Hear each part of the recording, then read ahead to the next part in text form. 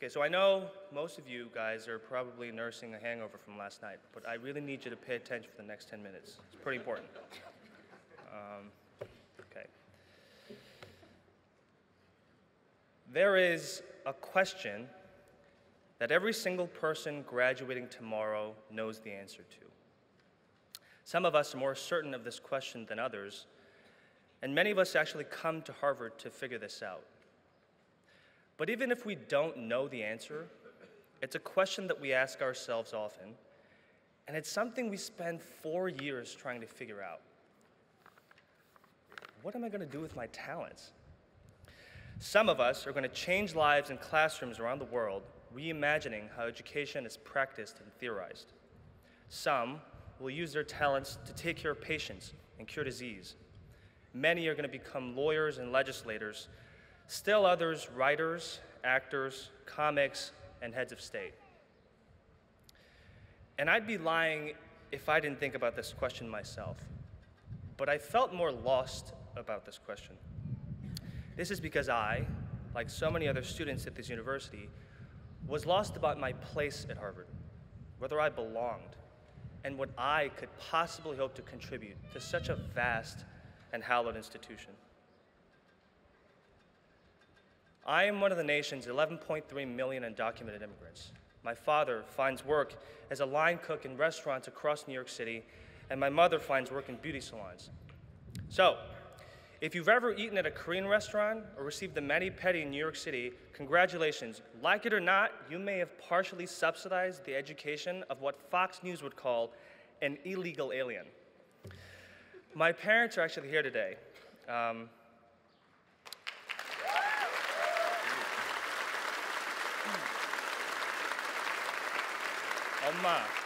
엄마 and 아빠, thank you. 고맙고 사랑해. Don't cry.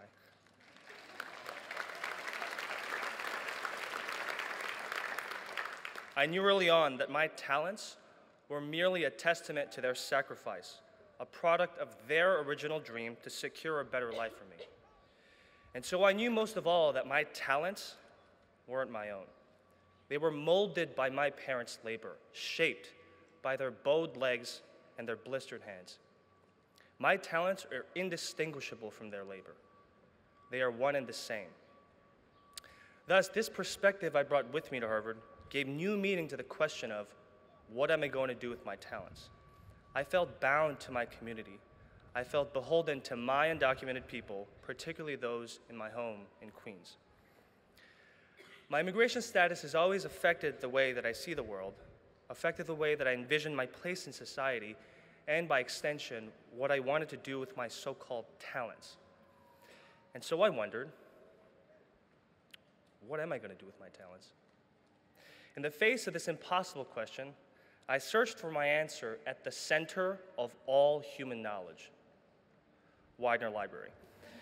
To be specific, under Widener, there's a small yet indispensable part of Harvard called the Pusey Archives, which is home to many of the private documents of distinguished Harvard faculty.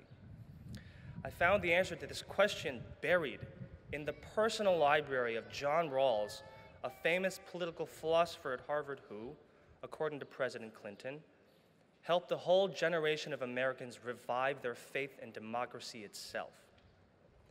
And this is definitely true for me.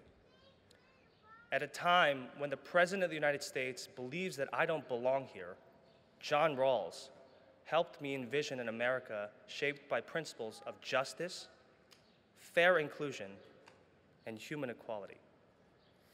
So Rawls tells us that there's a sense in which this question we all ask ourselves, what am I going to do with my talents, has hidden within it a false assumption. This assumption is the commonly held belief that our talents, our gifts of intelligence, health, wealth, charm, wit, and abilities is something we can claim as our own. Rawls challenges us to question whether our talents are something we can truly claim ownership over, like D-Hall plates, or that last piece of chicken breast before the grill closes. Indeed, Rawls says that one's talents are merely the product of luck, an arbitrary force dispensed to humans based on no moral standard. Thus, he argued, We must think about our talents as a collective asset, a common asset that must be leveraged as part of a well-regulated political union. Okay, so now to be sure, some of you are thinking, but these are my talents. I was the one who worked to cultivate them. I was the one who spent all those hours at Lamont, and I was the one who shed sweat, tears, and peppermint Rubinoff to perfect my abilities. I deserve what flows from my talents. Why should I think about it as a common asset, like a public restroom or John Harvard's foot? Now hear me out. What I'm saying is that thinking about our talents as a collective asset helps us escape the language that often surrounds the conversations that we have with each other. At Harvard, we often swim in a culture that says talented people get what they deserve, right? That those with higher GPAs are smarter, that those who get punched by final clubs are cooler than those who do not, that those who work at Goldman are more brilliant than those who do not. All right, maybe that last one isn't true. But we swim in this culture that says what you get is tied to your talents. In reality, our talents are products of social collaboration. Our intelligence, charm, and abilities only blossom when others believe and invest in us. I think this is clearest at Harvard. The only thing I would venture to say is true for every single person in our class is that not one of us could have gotten to this point on our own. Dining hall workers nourish our bodies. Librarians and archivists preserve the knowledge and heritage we rely on to write our papers. And landscapers and custodial staff make our campus a beautiful place for us to completely ignore as we swipe away on Tinder. Our TFs and professors sit down with us time and time again to explain for the 100th time things like how a protease inhibitor works, or why the hell Nietzsche was so angry. Indeed, our talents are developed through interaction with others in a web, what Rawls called a close-knitted and interconnected political community composed both of people you know, but more by people you do not.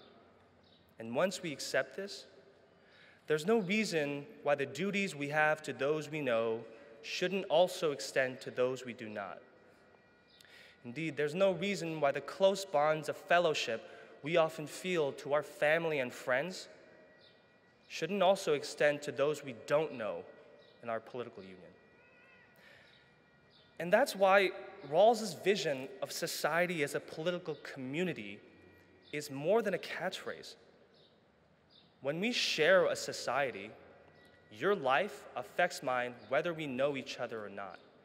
And we have to evaluate this joint project by the whole.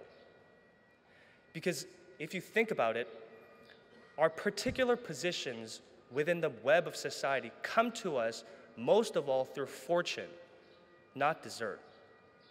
Therefore, how we treat everyone in our union, not just those who are talented, is really a reflection of our personal values, who we want to care about, who we want to include, and who we want to protect. At Harvard, we can often be blind to the fact that we have duties to one another that demand more from us than simple non-interference. Non-interference that says, I'll do with my talents what I will, and you do with your talents what you will. Non-interference that says we should draw the line of membership in our society only around those who possess talents. On the contrary, we have a positive responsibility to others, a duty to liberate those who are unable to wonder, what am I going to do with my talents? And I know this isn't easy. It's not easy because it demands that we reject this notion that we can truly own our talents.